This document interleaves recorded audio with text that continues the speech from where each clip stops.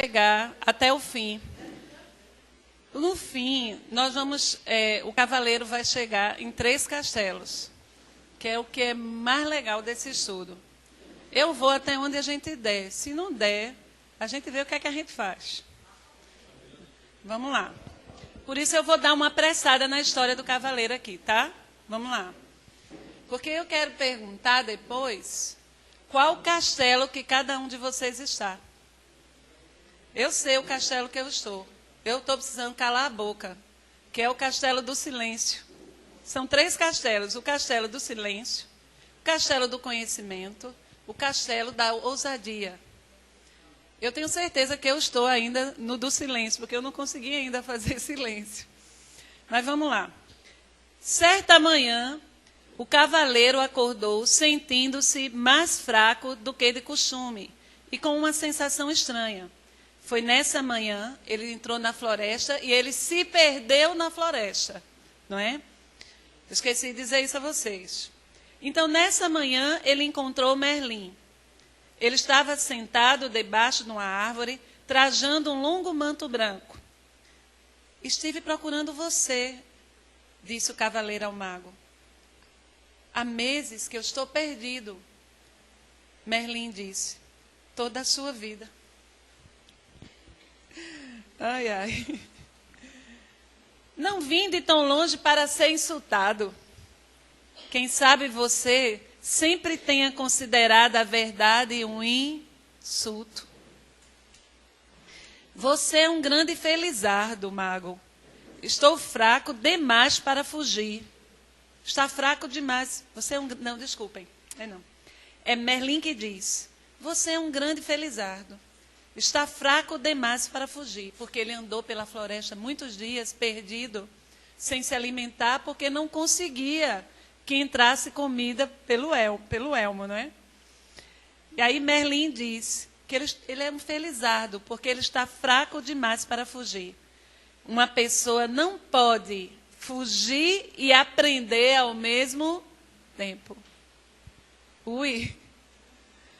É exatamente aquele momento do código existencial em que a vida diz assim, agora é você, colega, você que vai passar pela experiência. Ou você passa, não tem para onde.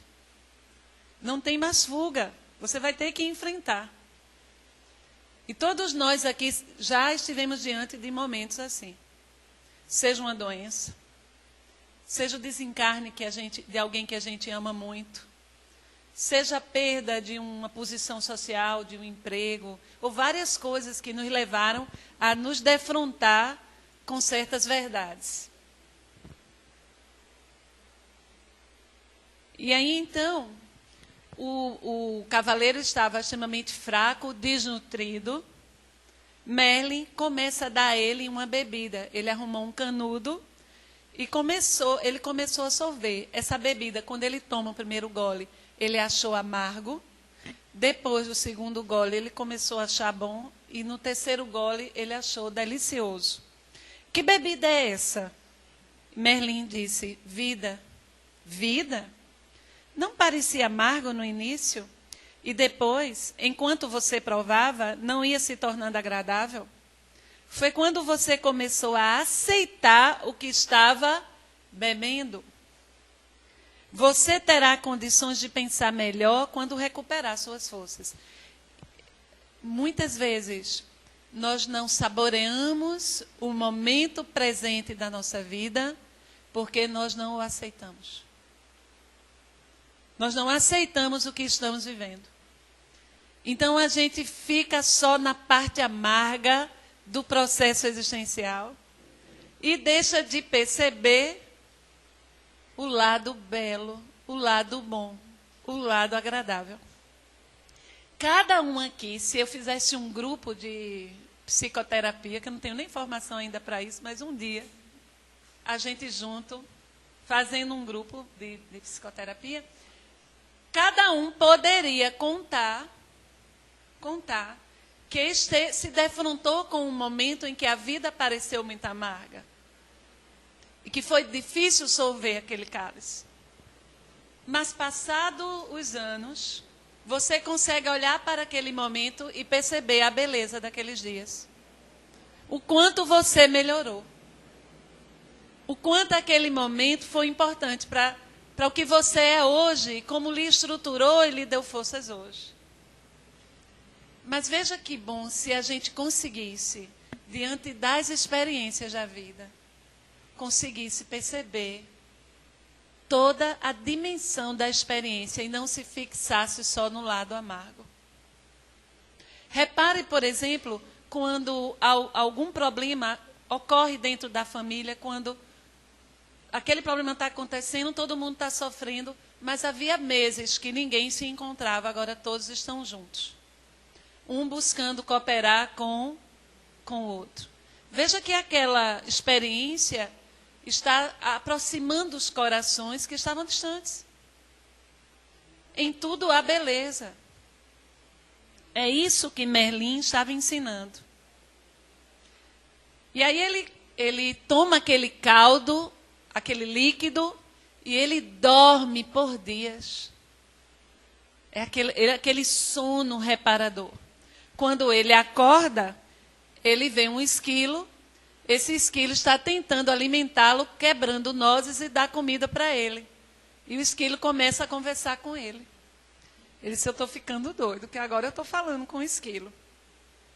Então, os animais alimentavam o cavaleiro regularmente e Merlin lhe dava largas taças de vida para beber através do canudo. Lentamente, o cavaleiro foi recuperando as forças e suas esperanças começaram a se renovar. E aí, então, ele está com Merlin e pergunta ao mago, você foi realmente mestre do rei Arthur? Mas como é possível estar vivo? Merlin responde, quando se está conectado à fonte, passado, presente e futuro, são tudo a mesma coisa. Os espíritos vivem dizendo isso para a gente. Que essa dimensão de tempo que nós temos, ela é nossa, ela é humana. Que o tempo não é exatamente como a gente entende no mundo espiritual. A gente, em Proust, nós vamos perceber um estudioso da Terra, um filósofo, tendo essa sacada sobre o tempo. Vai pegar a obra dele e você vai perceber ele tendo um insight. Proust. Mas muitas vezes, naquela experiência que, graças a Deus, eu tive a oportunidade, nessa reencarnação, de trabalhar, para mim, isso é para o meu espírito, trabalhar numa reunião de desobsessão, todas as conversas, os diálogos com os nossos irmãos, que já são pessoas que já só não estão no corpo. Eu agradeço a Deus cada diálogo, porque eles são para mim cartas vivas. São cartas vivas. E aí, várias vezes, eu percebi que aquela pessoa que conversava comigo, ela estava num tempo muito particular. Ela estava naquele tempo onde a dor dela ficou localizada. Ela não tinha percebido que o tempo tinha passado. Isso também acontece quando a gente está sendo feliz. A gente nem nota, né? Que o tempo está passando. Porque o tempo, ele é, como Einstein deu conta, ele é relativo. Ele está dentro da relatividade. Então, muitas vezes, o espírito diante de mim, conversando, ele disse, eu não estou entendendo porque você está diante de mim com essas vestes. Você não tem vergonha? Porque era um tempo em que as mulheres não mostravam os braços. Que roupa é essa? Que falta que eu não tenho intimidade com você para você estar quase nua na minha frente. Eu com uma blusinha dessa aqui. Aí eu falei, mas vamos lá, vamos conversar. Como é que você está vestido? Aí eu quero umas pistas dele, porque eu não sou clarividente. E agora eu vou ter que dizer a você, como você não está me vendo? Eu disse, não, eu não consigo lhe ver. E aí ele começa a dizer. Porque ele está ali, onde o coração dele ficou. Entendeu? É isso que Merlin está dizendo ao cavaleiro. Quando se está conectado à fonte, passado, presente e futuro, são tudo a mesma coisa. O que é a fonte? Pergunta o cavaleiro. É o poder misterioso do qual tudo se origina. É Deus, né? Você não compreende porque tenta compreender com a mente. Mas a mente é limitada. Todo o trabalho que Merlin vai fazer com o cavaleiro é um encontro com o si profundo, que a gente fala de que é o coração, com ele mesmo. Aí o cavaleiro diz, eu tenho uma mente boa. A gente não acha que tem uma mente boa, né? Aí Merlin dá logo aquela goelada nele assim, ó. Eu acho esse Merlin parecido com Emmanuel. Todo dia de manhã Emmanuel me dá um fora quando eu abro uma página dele. Aí o cavaleiro diz, a minha mente é muito boa. E Merlin diz, além de muito esperta, ela o aprisionou nesta armadura. Você uma vez me disse que eu me coloquei nessa armadura porque tinha medo. Olha a emoção. Medo. Aquela mãe com quem eu conversei, que tudo que estava acontecendo com ela, a emoção basilar era o medo. Medo de ficar só. O medo da nova fase da vida. Entendeu? E aí o cavaleiro diz, você disse que eu tinha medo? Mas eu vesti para me proteger na batalha. É bem interessante, porque ele vai à batalha, ele vai às cruzadas. Então, toda a armadura tem um significado de que ele não tem o quê? Medo. Porque ele é um cavaleiro, porque ele vai à luta, não é isso? Por isso, o mais belo cavaleiro da literatura, sabe quem é? O mais belo e verdadeiro cavaleiro da literatura. Ninguém sabe? Dom Quixote de la Mancha. Miguel de Cervantes. Dom Quixote de la Mancha, ele vestia uma armadura que era amarrada com cordões, que ele achava assim. Era magro, esquálito. Ele subiu num cavalo magro um pangaré, chamado D'Artagnan.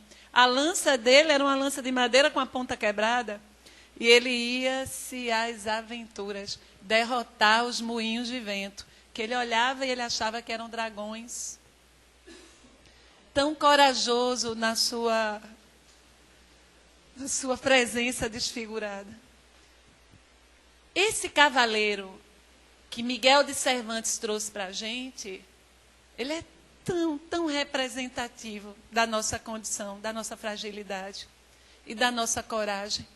De mesmo desvalido subir nosso pangaré e ir às aventuras. Eu chego a me emociono. E mesmo que não sejam dragões, eu olho, para mim é dragão, são moinhos de vento, pode me achar ridículo, mas eu estou enfrentando os moinhos de vento. O que tem de bonito em Dom Quixote é a coragem dele. E um aspecto fantástico, ele não está nem aí o que os outros acham dele. Está nem aí. Esse estava. Esse era toda a aparência. Eu vou salvar donzelas, eu vou participar de torneio. Ele vivia todo aqui, ó, na vaidade do que ele representava como cavaleiro medieval. E aí ele disse, mas eu vesti a armadura porque eu tinha que batalhar. Aí Merlin diz, e quem foi que disse que você tinha que ir batalhar?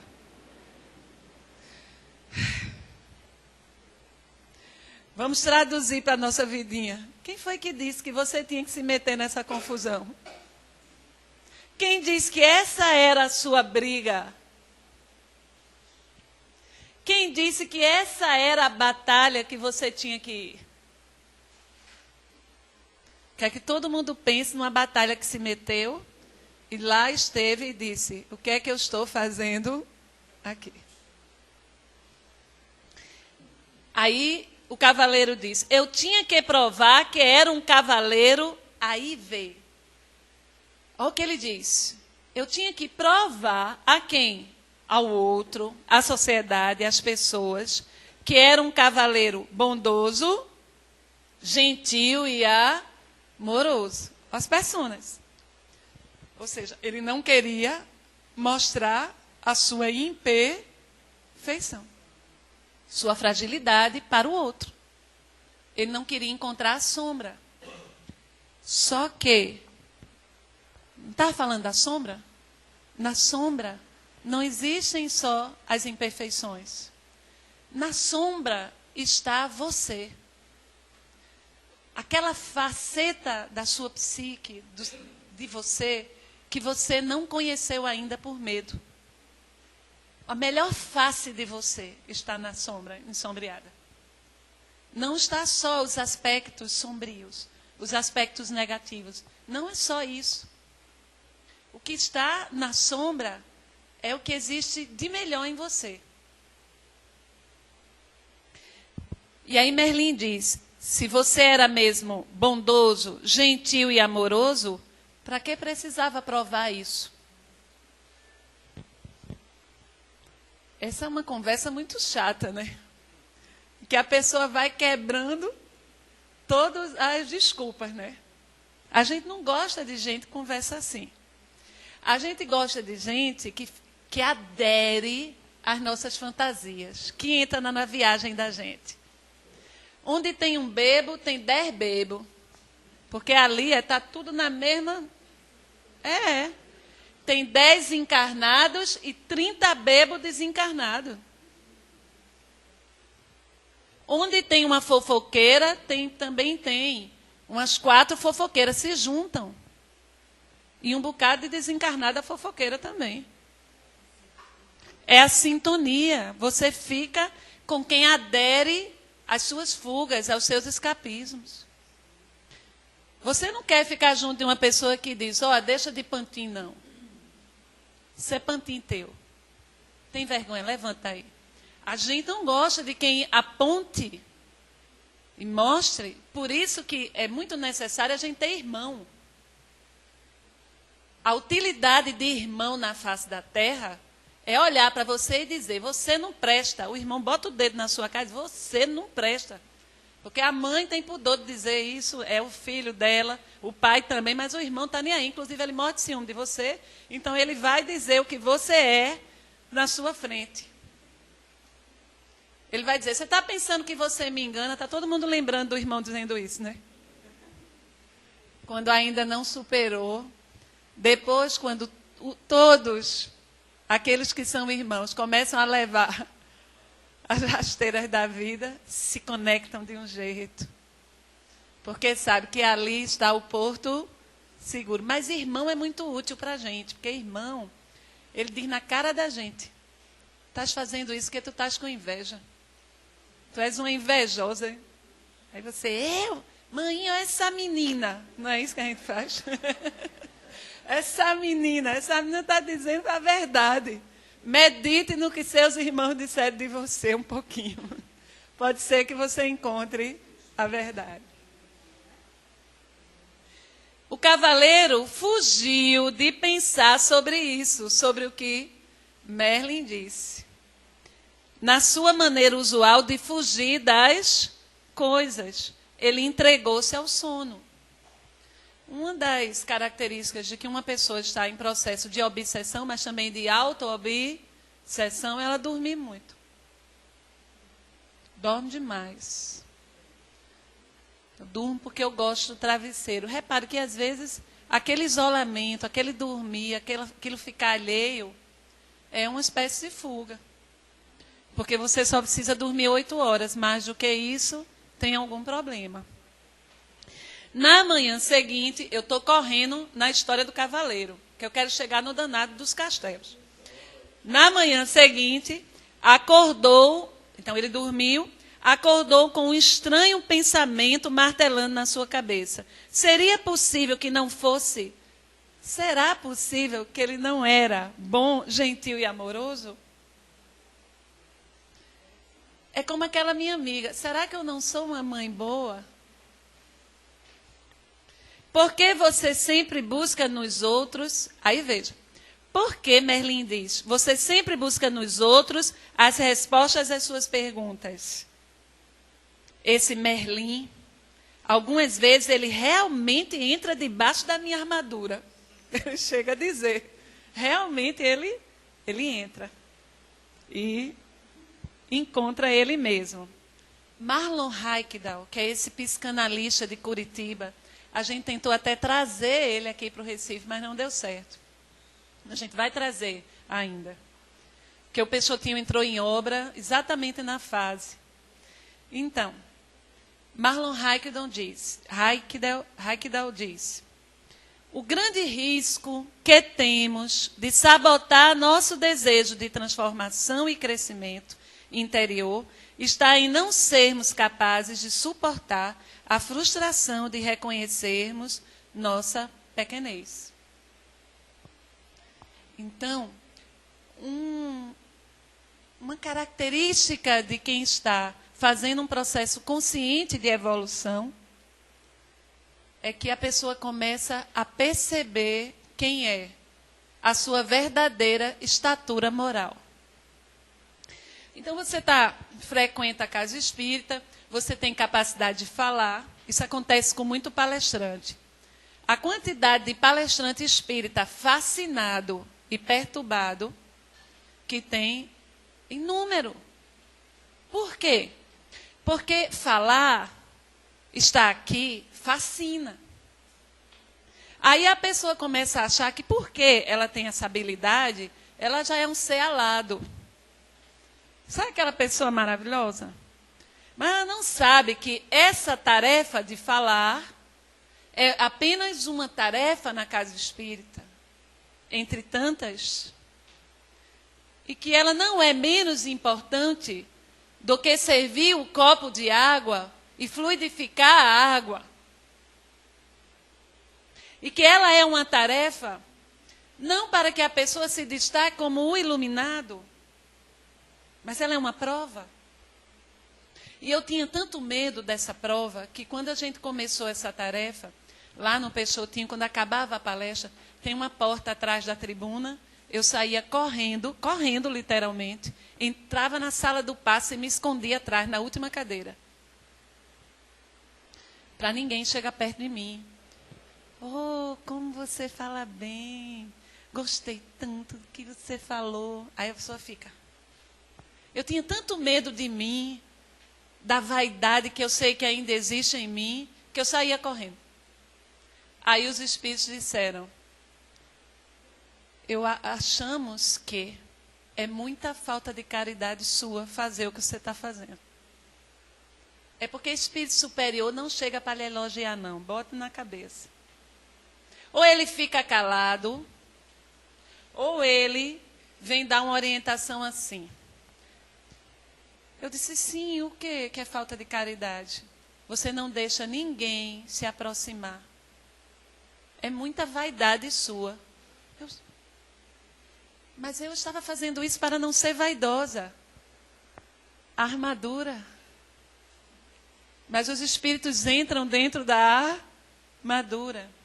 E aí eu compreendi que ficar ali, segurar na mão de alguém que estava muito sofrido e que ouviu aquelas palavras e que ficou melhor. Abraçar aquela pessoa fazia parte da tarefa e da minha prova. Eu me senti totalmente ligada, empatizada, ligada àquela dor e não superior àquela dor. Eu entendi. Nunca mais eu saí correndo. Fico lá, espero. Se vier alguém, eu ouço. Ouço, aprendo, abraço, acolho. E depois vou dar o passe lá no Peixotinho. Exatamente porque você pode se auto-iludir sobre a sua verdadeira estatura moral. E as criaturas mais fascinadas, inclusive Chico diz que no umbral tem um lugar só para palestrante. Palestrante, tá ali. Quem é aquele? Aquele foi palestrante ali. Está ali sofrendo, estertorando. É verdade. Porque todos nós estamos, todos. Vou dizer uma coisa para vocês, parece chocante, mas não cabe nos dedos das minhas mãos os espíritas que estiveram aqui no Brasil, eu acho que não passa de 4 dedos, que são espíritos superiores. Não passa. O resto é tudo espírito caído, tentando se iluminar. Me diga, quem aqui é igual? Quem é igual a Francisco Cândido Xavier? Quem é igual a ele? Suportar o que Chico suportou. Fazer a tarefa que ele fez com humildade, do primeiro ao último dia. Era espírito superior. Agora lá vem a criatura, porque fala bem, publica livro. É o iluminado. É o obsediado. E o povo atrás. E o povo seguindo. Porque a gente adora seguir as pessoas. Não é seguir as pessoas, é seguir Jesus no sentido da ética. Mais adiante. Saber qual é a nossa estatura moral. Com coragem. Quem eu sou? Quais são as questões que eu trago? Sem ilusão e sem autodepreciação. Sem um ego super inflado. Eu sou melhor. Nem aquele eu sou coitadinho. Eu não presto. Não é isso não. É olhar, saber quem é você. Quem é? E se amar. Amar você. Na sua própria condição. Essa é a condição essencial do halo amor. Eu me autoconhecer, perceber quem eu sou, a minha estatura moral, onde eu estou, o lugar onde eu estou, me conheço, faço um processo de autoamor, de autoaceitação, e a partir daí eu começo a amar de verdade. Porque o halo amor só se realiza de fato quando eu me amei primeiro. Quando eu não me amo, o meu amor é cobrança, o meu amor é perseguição, é tudo que a gente faz de forma a perverter o significado desta palavra. Se não formos capazes de aceitar nossa verdadeira estatura moral, criaremos mais máscaras para fingir para os outros e para nós mesmos o que não somos. E como cansa, é cansativo isso. Está sempre tentando aparentar ser o que não é. Para viver a essência, é preciso estar mais conectado às necessidades do eu profundo, do que às necessidades de aplauso e confetes do mundo. Cada um de nós, em algum momento da vida, poderemos estar em destaque, recebendo aplausos e confetes. Mas isso passa. Então, a gente tem que saber viver essa experiência apenas como uma experiência do código da vida. Viver aprendendo. O que ele pensava, será que ele pensava? E ele aqui refletindo, né? O que é que Merlin pensava? Será que eu não sou bom, gentil e amoroso? É como a gente fica quando alguém questiona esse ser maravilhoso que a gente acha que é. Será que ela... Já ouviu isso? Será que ela está dizendo que eu não sou uma boa amiga? Ela está mesmo, amiga. Ela está dizendo, encare. Ela está dizendo que eu não sou boa profissional? Sim, você não está sendo nesse momento. Então, quando a verdade aparece, a gente começa a se enraivecer, porque a gente não quer perceber. Pode ser. Caso contrário, por que estaria sentado na minha cauda? Ele estava dizendo isso e machucando o esquilo. O quê? Desculpe, espero não ter machucado. Não consigo enxergar muito bem com essa viseira na minha frente. E o esquilo disse, não tenho dúvidas disso. É por isso que você tem de ficar pedindo desculpas às pessoas depois de machucá-las. Agora pense. Todas as vezes que você machucou sem sentir. De forma inconsciente. Que a nossa forma de ser machucou as pessoas. Encontrar a si mesmo. Aí veja, agora eu vou dar uma pausa para falar. Porque nesse momento, eu falei que era cansativo. É uma jornada mesmo. Neste momento, o cavaleiro começa a sua individuação. Que é o processo de individuação? É quando você começa a se analisar, a perceber a sua verdade, e você começa a tornar consciente as suas questões. Você se percebe como um indivíduo no mundo. E quando você se individualiza, você torna consciente, você estar no mundo de forma consciente, então você eu vou tentar explicar, está tudo na minha mente, eu vou tentar traduzir. Você é ao mundo. Eu não entendi nada que você disse. Porque eu posso estar no mundo sem ser no mundo. Quando você se torna consciente de quem você é com humildade, você se torna uma pessoa mais amorosa, mais paciente, mais tranquila. Você vê os seus irmãos na jornada deles e não fica tão cheio de julgamentos, de agressividade. Na rede social, por exemplo, nós temos visto, inclusive os espíritas, destilando ódio. Por quê? Porque aquilo que eu percebo com muita clareza no outro, é de mim que eu estou falando. Então eu tento destruir no outro, apontando no outro. Quando você tem consciência do que existe dentro de você, você se individua. É individuar, não é individualizar. Quando você se individua, você se enche de empatia. Você empatiza. Você fala, olha só, fulano como está. Quem sabe eu, se estivesse na situação dele, talvez eu fizesse até pior, né?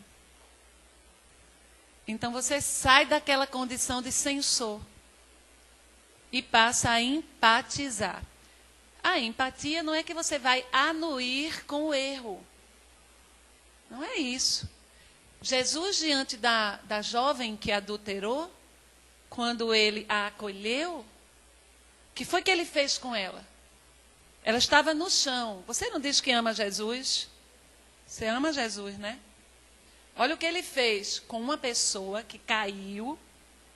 E naquele tempo, a mulher que adulterava, o homem não, o homem tudo bem. Mas a mulher que adulterasse, ela era condenada ao apedrejamento. Isso era o código penal daquele tempo. Estava no código daquele estado. A sentença era o apedrejamento. E o executor da sentença era o doutor da lei, que era o único que sabia ler. Era ele que tinha que executar a primeira pedra. Vê Jesus como é demais. Isso é demais. Ele se abaixa e escreve na areia. Os espíritos dizem que ele escrevia o nome e o pecado. O nome e o pecado do doutor da lei. Me veja como Jesus é demais. Porque ele podia olhar para o doutor da lei, que seria o executor da pena, a primeira pedra, e dizer na cara dele, quem é tu, criatura, para tirar a pedra? Ele fez isso? Quem é que sabia ler ali? Só ele. Então Jesus diz só para ele. Veja como Jesus empatizou com o doutor da lei. É empatia. Ele escreveu e só o doutor da lei leu. Era o nome dele escrito e o pecado dele. E Jesus se levanta majestoso e diz, aquele, podia dizer, você, que é esse. Ele disse, aquele que estiver sem pecado, atire a primeira pedra. Está lá nas escrituras, o doutor da lei joga a pedra no chão, chocado, porque estava diante da verdade, que ele tanto escondia, com sua máscara de doutor da lei. Quem estava atrás não foi embora porque é bonzinho, não. Porque a lei dizia que a primeira pedra tinha que ser atirada por aquela pessoa ali. Por isso que Jesus não disse a pedra. Atire a pedra. A primeira.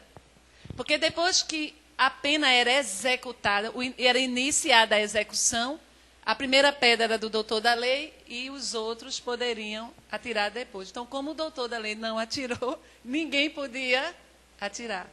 Agora, veja que lindo que Jesus fez. Ele se abaixa. O que é que ele faz? Ele levanta ela. O que é que a gente faz com os caídos da nossa sociedade? A gente pega um balaio de pedra no Facebook.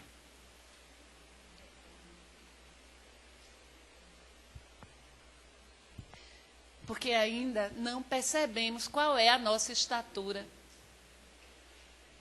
Qual é a nossa condição. No dia que dermos conta qual é a nossa condição mesmo, a gente vai pensar 2 vezes antes de julgar. Por isso que Francisco Cândido Xavier dizia, não julgueis. Definitivamente não julgueis. É isso. Ser espírita é inquietante. Era muito mais fácil aquelas religiões das outras encarnações, que a gente só se ajoelhava, rezava, botava um negócio na cabeça, tomava hóstia. Era muito mais fácil. Agora essa você sabe. Você está consciente que foi você que botou a cruz nas suas costas mesmo. Então vamos lá. A individuação é um processo de humildade. É preciso se ver pequeno, faltoso, incompleto.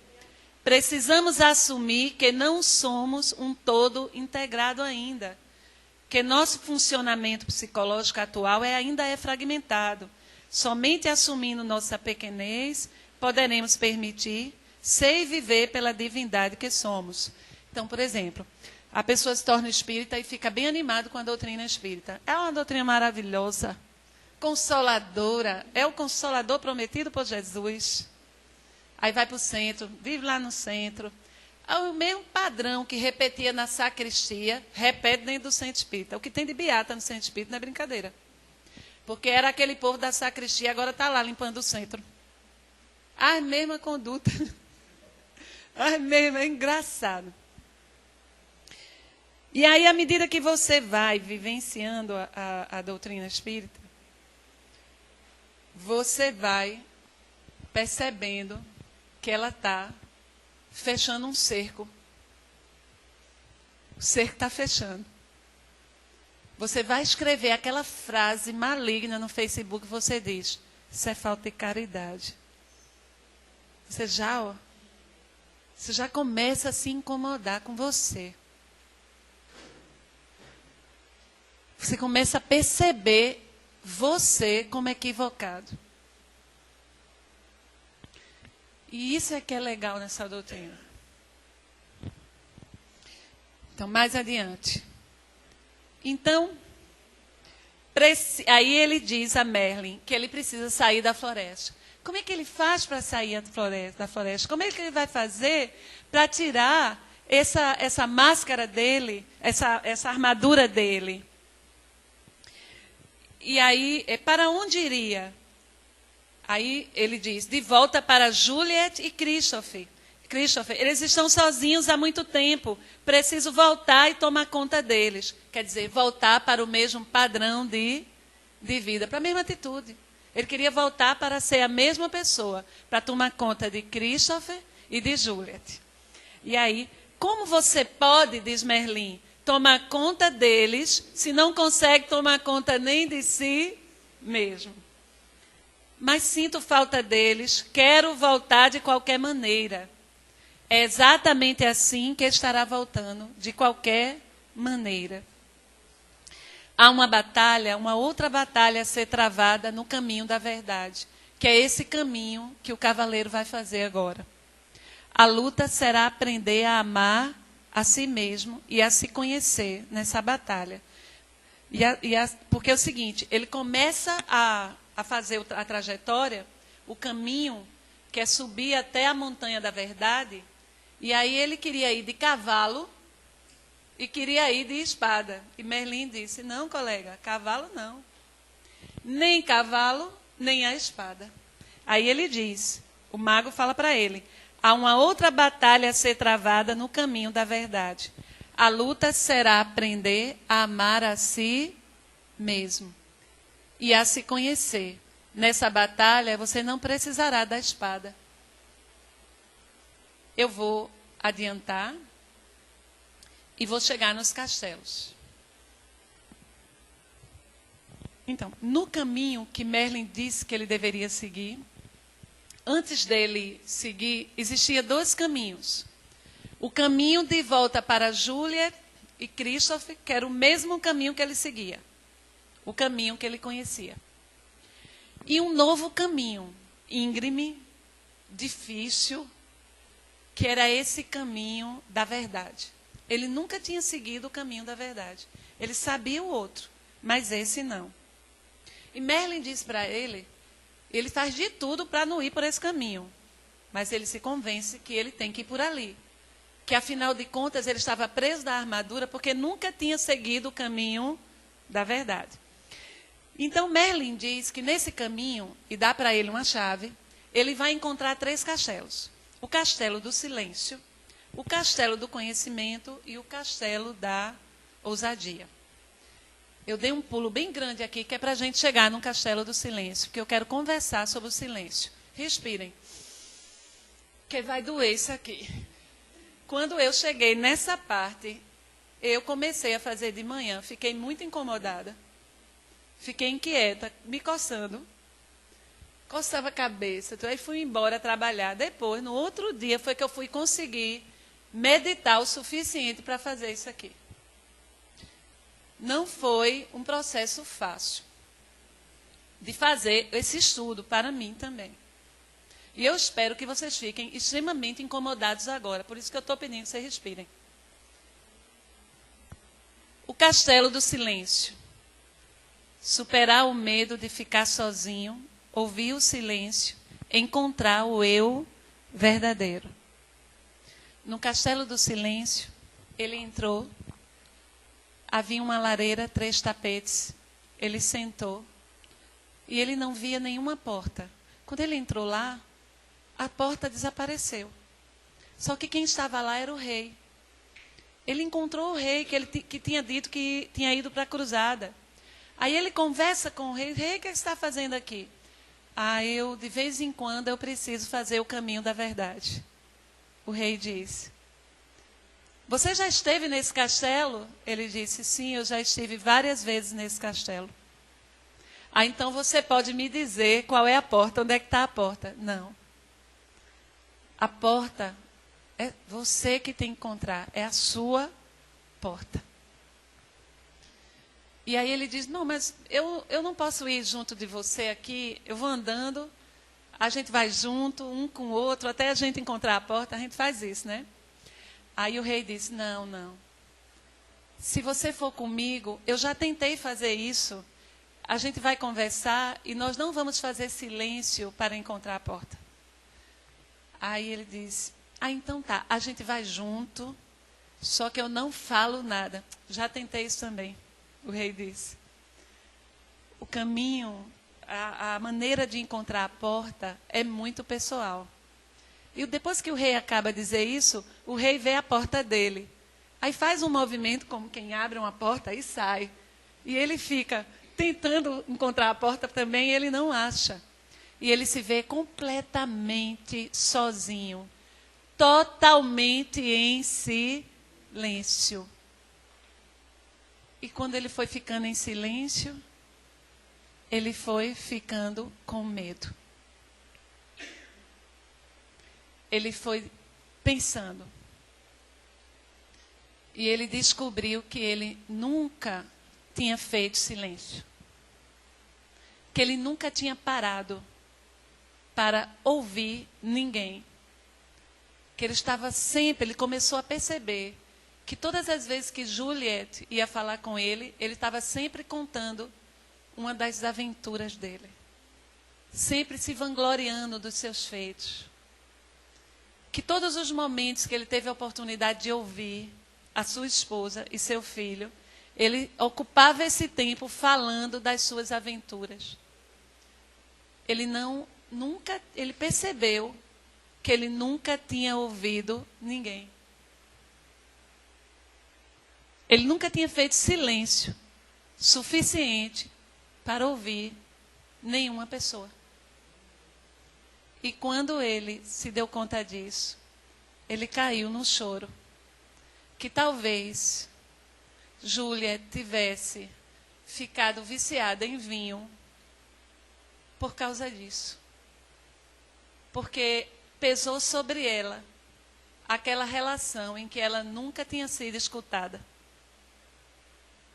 E ele cai no choro. Quando ele cai em si e chora, lágrimas do coração, não é essas lagriminhas bantinhas da gente, não. É lágrima mesmo, aquela que lava.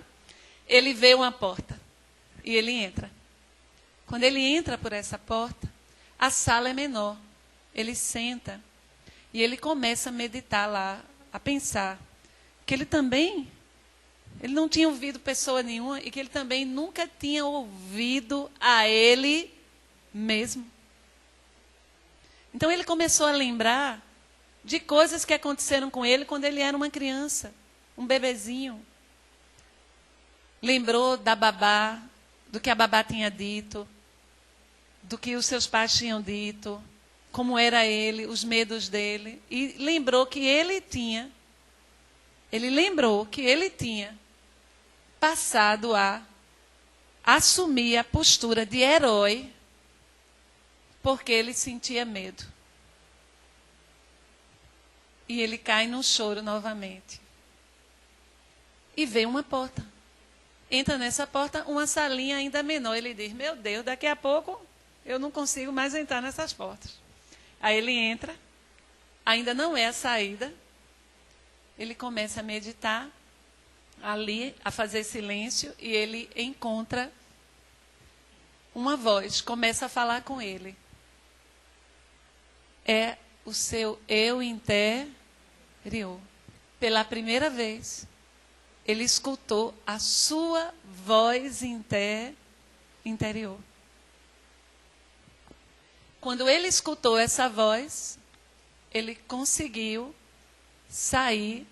Ele adormeceu, ele se emocionou muito, adormeceu. E quando ele acordou, ele estava fora do castelo, sem esta parte toda da armadura.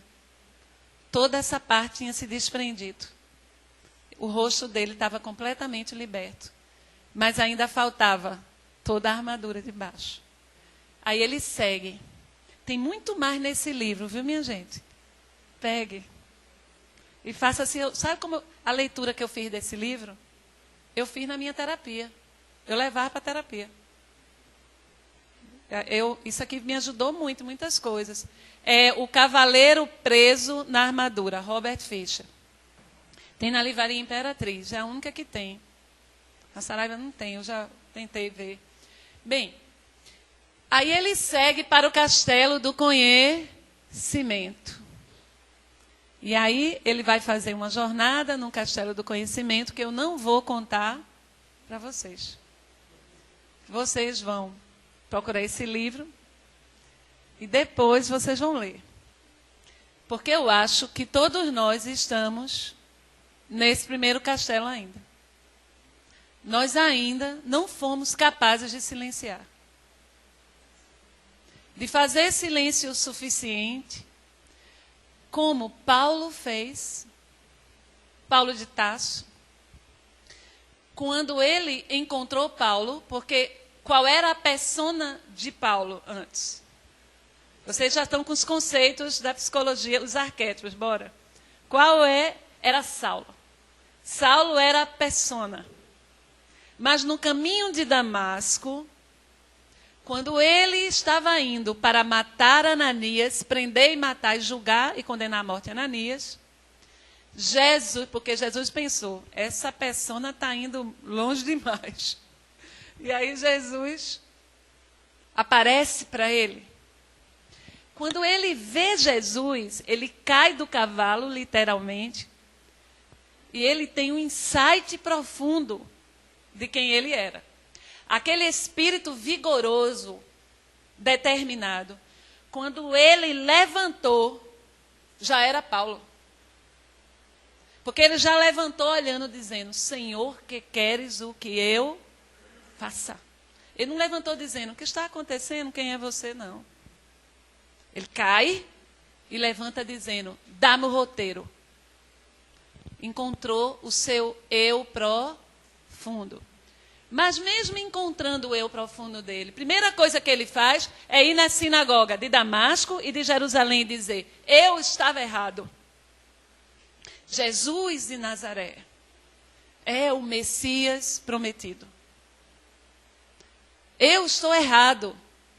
Foi para Jerusalém, imagina aquele doutor da lei, a persona vaidosa, subindo na tribuna, ele era um orador fenomenal. Ninguém ganhava de Paulo na retórica. Ele era treinado nas academias gregas. A formação de Paulo foi uma formação necessária para a tarefa, porque ele ia levar o evangelho para os gentios. Então, ele nasce em Tarso, que era uma cidade cosmopolita do ponto de vista intelectual. Ele sabia grego, ele sabia várias línguas, ele era ilustrado. Era preciso isso. Então, ele vai para a sinagoga de Jerusalém e disse, eu estava errado. E depois pega, se desfaz de tudo, de todo o seu poder temporal, e vai fazer um caminho, ele vai entrar num castelo de silêncio. Ele vai pegar a profissão da sua família, porque cada clã judaico, naquela época, as crianças, quando eram pequenininhas, aprendiam um ofício da família, do clã. A família de Paulo era de artesãos de couro. Assim como Judas de Cairóis, Iscariotes, Cairóis é uma localidade da Judeia. Eles eram tributaristas. A característica, por isso que Judas, ele não conseguiu pensar Jesus para além da questão econômica, social do seu tempo. Judas pensava o Cristo para libertar o povo judeu do jugo romano. Era assim que ele via, entendeu? Ele não conseguia perceber um Cristo mais transcendente, porque ele estava no seu contexto, da sua persona. Saulo, ele se vestiu de artesão e foi para o deserto. Que poético. O deserto é uma variante do castelo do silêncio. Ele foi trabalhar como artesão com Áquila e Prisca, o casal, esqueci o nome. Eu sei que não é Áquila, o casal de cristãos. Aí ele vai lá, nesses 3 anos, ele vai fazer um processo de autoconhecimento, de silêncio, de reconexão, de contato com o si profundo. Quando ele sai, ele vai para a tarefa. Ele vai e ninguém desvia ele da meta dele. Mas ele fez um processo de iluminação. Sim. Entrou em Damasco e depois Ananias, que ele ia prender e matar, aplicou um passe magnético nos olhos dele e ele passou a enxergar. Porque aquela cegueira era uma cegueira psíquica, psicológica, emocional. Foi o choque que ele tomou. Então, nós concluímos essa etapa aqui. Eu espero que vocês estejam muito incomodados, muito inquietos, com muitas coisas assim, pensando, refletindo. Mas eu quero dizer para todos vocês que é muito bom assumir a autonomia sobre o nosso processo existencial. Muitas vezes nós vamos nos sentir perdidos na floresta, vamos nos sentir desvalidos, famintos, mas é muito bom ter a coragem de se desafiar, se enfrentar e ir adiante. O preço que se paga é o preço de encontrar a si mesmo e de ser feliz de verdade. Mas não é uma felicidade comprada, de aparência, de ilusão, não. É uma felicidade serena, tranquila, de quem sabe que é filho de Deus e que, por assim ser, a essência divina lhe habita. Esse é o grande prêmio de quem faz a jornada heróica. É encontrar a si mesmo. Muita paz. Tá. Eu não sei se você vai abrir algum tempo para pergunta.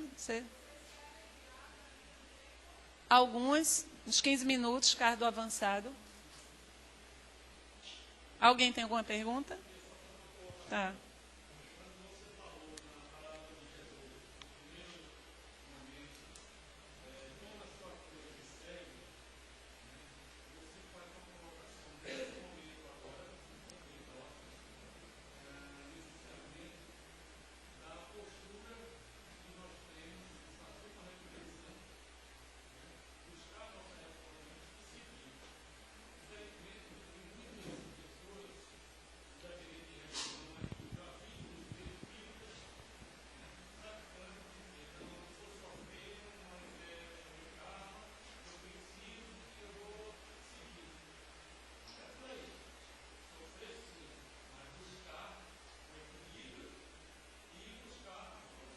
A boa nova, captei. A boa nova de Jesus é uma boa nova de alegria.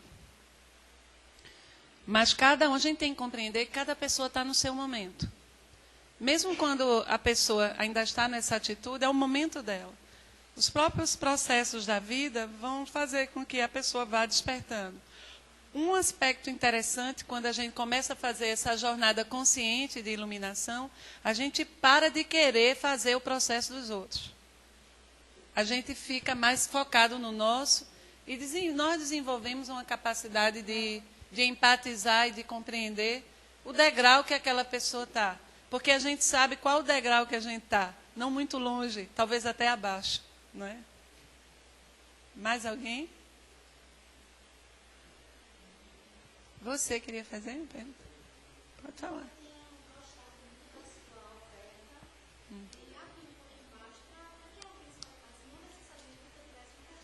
Ah, tá.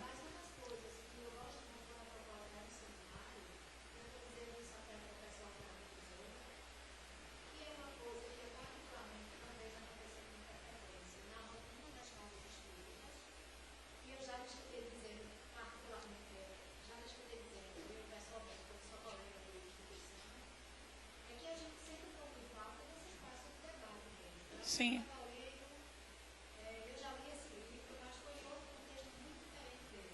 É.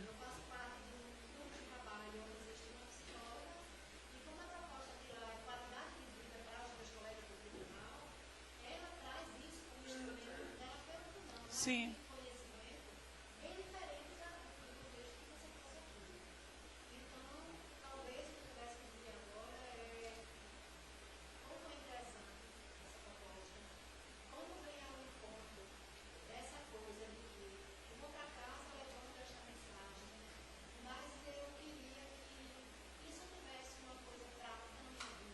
Uhum.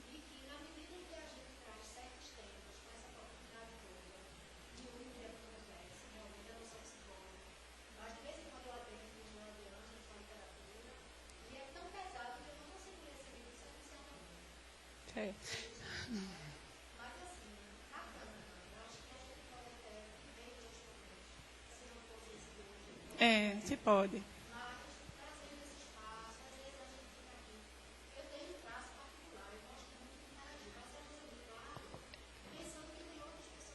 Eu queria dar uma dica. O pessoal da Mansão do Caminho, quem quiser continuar estudando essas coisas, ego, persona, o self, que é o si profundo, o pessoal da Mansão do Caminho tem os cursos da série Psicológica Joana de Ângeles sequenciados no YouTube. Você pode assistir e aprender. Muito legal. Obrigada, amiga. Mais alguém?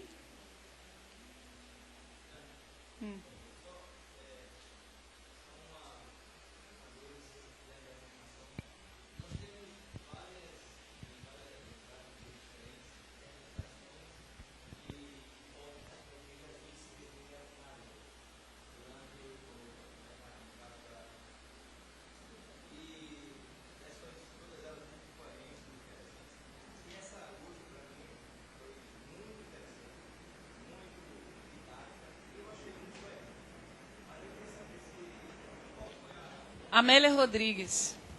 Psicografia de Valdo Pereira Franco, Nos Caminhos de Jesus. Também tem um livro, Amélia Rodrigues também, Primícias do Reino. Você vai encontrar um capítulo falando dela, da mulher que adulterou. Amélia fala até muito mais.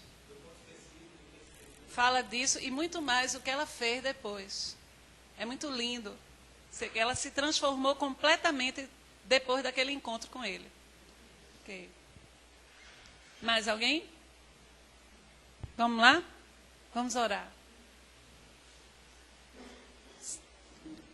Wagner, apaga essa luz aqui. Essa. Só para...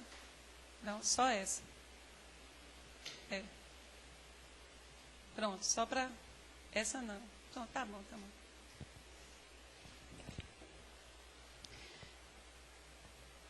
Divino condutor de nossas vidas, meigo Rabi da Galileia, Senhor. Hoje estamos muito felizes e agradecidos pela oportunidade que tivemos. Divino amigo, nos colocamos neste momento como aquela criança que correu para os teus braços e tu a abraçaste. Nos colocamos em toda nossa condição de fragilidade, pedindo que tu possas nos envolver em vibrações de paz e de amor, a fim de que possamos fazer a jornada do autoconhecimento de forma mais consciente. Ó divino andarilho das águas, divino poeta, quantas vezes batestes em nossa porta, disfarçado de mendigo? Quantas vezes preparamos banquetes para ti e não te reconhecemos? Não reconhecemos que a tua ética é toda feita de uma simplicidade desconcertante, tão simples, tão poética, tão necessária para nós. Que de alguma forma possamos dar esses passos na nossa existência mais conscientes, felizes e agradecidos por sabermos que essa reencarnação é uma grande oportunidade. Ó divino cantor, te pedimos também, abençoa esta terra, onde ainda muito horror e iniquidade parece se evidenciar. Mas sabemos que tu és o grande nauta, o grande condutor, e que o mal, o conflito, revela apenas a nossa presente incapacidade de amar. Sabemos que um dia conseguiremos aprender a amar. E assim te pedimos, fortalece-nos, ampara-nos e abençoa a terra. Abençoa o nosso Brasil também nestes momentos. E que neste momento uma luz amorosa envolva aqueles amores, aqueles afetos que estão ligados de forma mais próxima ao nosso coração. Podem estar esses afetos encarnados ou desencarnados. Que eles recebam nesse momento muita luz, muito amor. E a certeza de que o amor que nos une é eterno. Abençoa, Senhor, a Casa de Cáritas, cujo jardim hoje se perfumou de bar e que cada vez mais vem se fortalecendo como um sendal de luzes a acolher aqueles que precisam de descanso e de acolhimento. Assim seja.